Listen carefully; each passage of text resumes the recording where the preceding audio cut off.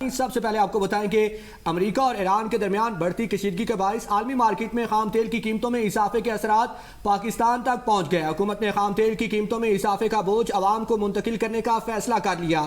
ذرائع کے مطابق پیٹرول کی قیمت میں فی لیٹر 13 روپے اضافے کا فیصلہ کیا گیا ہے۔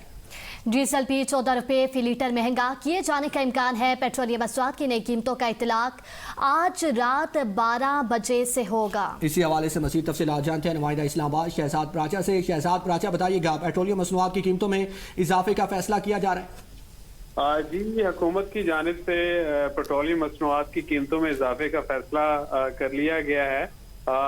رات 12 بجے کے بعد فی لیٹر پیٹرول کی قیمت میں 13 روپے مہنگا ہونے کا امکان ہے۔ اسی طرح ڈیزل کی فی لیٹر قیمت 14 روپے مہنگا ہونے کا امکان ہے، جس کے بعد رات 12 بجے سے پہلے وزارت پیٹرولیم جو ہے وہ پیٹرولیم مصنوعات کی قیمتوں میں رد و بدل کا نوٹیفیکیشن بھی کرے گی۔ صحیح ہے شہزاد پراچا، ساتھ رہیے گا۔ عمر دراز گوندل اینکر پرسن ہمارے ساتھ موجود ہے۔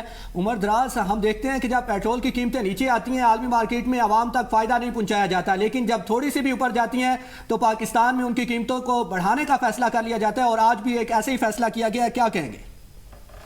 جی، آپ درست کہہ رہے ہیں کہ ہم نے یہ دیکھا ہے کہ جب قیمتیں بڑھتی ہیں تو حکومت فوری طور پہ اس قسم کے فیصلے کرتی ہے، اور جب قیمتیں کم ہوتی ہیں تو اسے کہا جاتا ہے کہ دیکھیں جی اس کا ٹائم لگے گا، فوراً تو امپیکٹ نہیں آئے گا۔ لیکن پاکستان کے اندر لوگ آلریڈی یہ ڈیمانڈ کر رہے تھے جو قیمت پہلے ہے اس کو بھی کم کیا جائے، کیونکہ اس کی جب عالمی منڈی سے کمپیریزن کیا جاتا ہے، اور یہاں پہ کیونکہ گورنمنٹ نے لیوی کی قیمت میں بہت زیادہ ٹیکسیشن کی ہوئی ہے، لیکن اگر آپ اب دوبارہ سے اس قیمتوں کو بڑھانے کی طرف جا رہے ہیں جو آپ ابھی خبر بتا رہے ہیں، تو یہ تو پھر ظاہر ہے لوگوں کی زندگی کو مزید مشکل بنانے والی بات ہے۔ آپ دیکھیے آلریڈی پاکستان کے اندر کاسٹ آف لیونگ ہے وہ بہت زیادہ ہے، جس پہ لوگوں کو ان کے بجلی کے بل بہت زیادہ ہیں، گیس کے بل بہت زیادہ ہیں۔ تو جب آپ پیٹرول یا ڈیزل کی قیمت بڑھاتے ہیں تو اس کا اوور آل امپیکٹ آتا ہے، آپ کی ٹرانسپورٹیشن کے کرائے بڑھ جاتے ہیں، لوگوں کی کاسٹ بڑھ جاتی ہے، بزنس کی کاسٹ بڑھ جاتی ہے، اور ہر چیز کی قیمت پھر بڑھ جاتی ہے مارکیٹ کے اندر، کیونکہ پاکستان کوئی آئیڈیل تو یہاں نہیں ہے جس میں آپ یہ کہیں کہ انفورسمنٹ بہت تگڑی ہے اور گورنمنٹ کا بڑا کنٹرول ہوتا ہے۔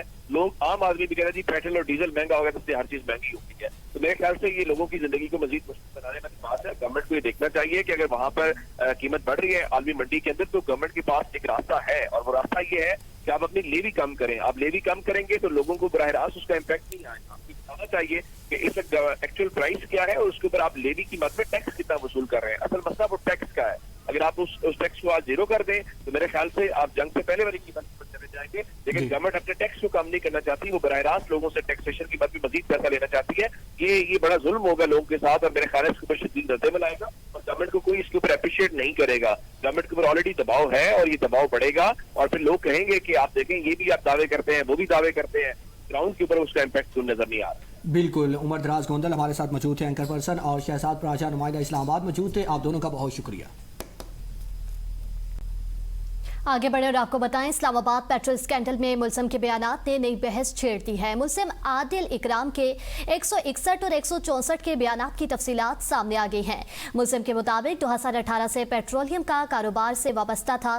بلال اعظم اس کے کاروباری شراکت دار تھے۔ ملزم کے مطابق زیادہ تر سرمایہ بلال اعظم کی جانب سے آیا۔ ملزم کے مطابق 2020 میں کاروبار کو بھاری نقصان پہنچا۔ نقصان کے بعد نئی سرمایہ کاری اسکیم متعارف کروائی گئی۔ اسکیم پیٹرول، ڈیزل اور کیروسین آئل کے نام پر چلائی گئی۔ بلال اعظم نے خود کو سائلنٹ پارٹنر رکھنے کی تجویز دی۔ وزیر اعلیٰ بلوچستان کی کوئٹہ میں دھرنا کمیٹی سے ملاقات۔ شہداء کے لواحقین نے دھرنا ختم کر دیا ہے۔ میر سرفراز بگٹی نے دھرنے کے مقام پر جا کر مذاکرات کیے۔ وزیر اعلیٰ بلوچستان سرفراز بگٹی کی ہدایت پر زیارت میں شہید ہونے والے پولیس اہلکاروں کے لواحقین کے لیے فی گز 1 کروڑ 11 لاکھ روپے معاوضے کے ریلیز آرڈر جاری کر دیے گئے ہیں۔ Welcome back. آگے بڑھیں گے اور آپ کو بتائیں گے وفاقی آئینی عدالت نے نسلہ ٹاور مسماری زمینوں کی کنورژن پر عائد پابندی پر مبنی سپریم کورٹ کا حکم واپس لے لیا۔ وفاقی آئینی عدالت نے سپریم کورٹ کا فیصلہ عدالتی اختیارات سے تجاوز قرار دے دیا۔ جسٹس عامر فاروق کا تحریر کردہ 10 صفحات پر مشتمل فیصلہ جاری۔ فیصلے میں کہا گیا ہے کہ بلڈنگ قوانین صوبائی حکومت کے دائرہ اختیار میں آتے ہیں۔ سندھ حکومت اور ایس پی سی اے افسران قانون پر عمل درآمد کے پابند ہیں۔ سپریم کورٹ کے سامنے لیاری کی غیر قانونی تعمیر شدہ عمارت کی اپیل زیر سماعت समात थी। सुप्रीम कोर्ट ने एक बिल्डिंग का केस पहले पूरे लियारी फिर कराची शहर तक फैला दिया। सुप्रीम कोर्ट ने कराची में नस्ला टावर, गैर कानूनी शादी हॉल्स, शॉपिंग सेंटर्स और मार्केट से मस्मार करने का हुक्म दिया। सुप्रीम कोर्ट ने आईनी तकाज़े पूरे किए बगैर अपील में सुमोटो इख्तियार इस्तेमाल किया। सिर्फ SPCA की रिपोर्ट पर तामीरात मस्मार कराने का हुक्म नहीं दिया जा सकता। हर शहरी का बुनियादी हक है कि उसे मुकम्मल कानूनी अमल से गुजारा जाए। आईनी अदालत किसी गैर कानूनी तामीर का जायज करार नहीं दे रही। सीनियर सूबाई वज़ीर शकील मेमन ने कहा है कि नस्ला टावर के फैसले से मुतासिरा सैकड़ों अफराद के नुकसान का ज़ाला होना चाहिए। गलत फैसलों से होने वाले नुकसानात की जिम्मेदारी मुतल्लिका अफराद पर आयद होती है और मुतासरीन को उनका हक वापस मिलना चाहिए। चेयरमैन अबाद हसन बख्शी ने कहा है कि इंसाफ का कत्ल हुआ, तहाँ मौजूदा फैसला इंतहाई खुश आइंद है। किसी भी सूरत में जनरलाइज्ड आर्डर नहीं दिया जा सकता, क्योंकि ये मामला सिर्फ एक मसले तक महदूद नहीं बल्कि अवाम के हकूक और नुकसानात से जुड़ा है। जिन अफराद को नुकसान पहुंचा उनका असाला होना चाहिए। मुतासरीन को मुनासिब मुआवजा दिया जाना चाहिए। जिस फैसले की वजह से नुकसान हुआ, जिम्मेदारी भी इसी हिसाब से तय होनी चाहिए। साबिक चीफ जस्टिस गुलजार को भी इस मामले में अपना हिस्सा डालना चाहिए।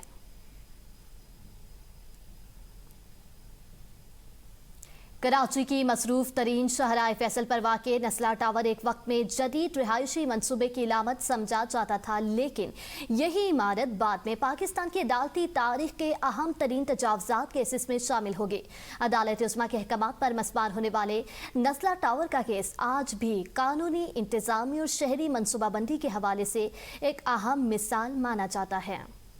कराची के नस्ला टावर की तामीर 2013 में शुरू हुई। 2017 में फ्लैट्स और कमर्शियल यूनिट्स के कब्जे लोगों को दे दिए गए। बादशाह इंकशाफ हुआ। इमारत का एक हिस्सा शहराए फैसल की सर्विस रोड के लिए मख्तस सरकारी जमीन पर तामीर किया गया है और यूं ये मामला अदालत पहुंच गया। 16 जून 2021 को सुप्रीम कोर्ट ने नस्ला टावर को तजावुज़ात करार देते हुए गिराने का हुक्म दे दिया। अदालत ने वाज़ेह किया, गैर कानूनी तामीरात को किसी सूरत तहफ़्फ़ुज़ नहीं दिया जा सकता। चंद रोज बाद कराची इंतजामिया को इमारत खाली कराने और मस्मारी का अमल तेज करने की भी हदायत की गई। अदालत ने बिल्डर को रजिस्टर्ड अलॉटीज को रकम वापस करने का हुक्म दिया। अक्टूबर 2021 में सुप्रीम कोर्ट ने एक हफ्ते के अंदर मरहलावार मस्मारी का हुक्म दिया, जिसके बाद नवंबर में कराची इंतजामिया ने इमारत की मस्मारी शुरू की और चंद हफ्तों में नस्ला टावर को मुकम्मल तौर पर मलबे का ढेर बना दिया। मस्मारी के बाद बिल्डर और मुतल्लिका सरकारी अफसरान के खिलाफ मुकदमा दर्ज किए गए। तहकीकाती इदारों ने मौक़िफ़ इख्तियार किया कि इमारत की तामीर क़वाइद व ज़वाबित की खिलाफ वर्जी और बदनीयती पर मबनी थी, जिसके बाद इंसदाद बदउनवानी के मुकदमा भी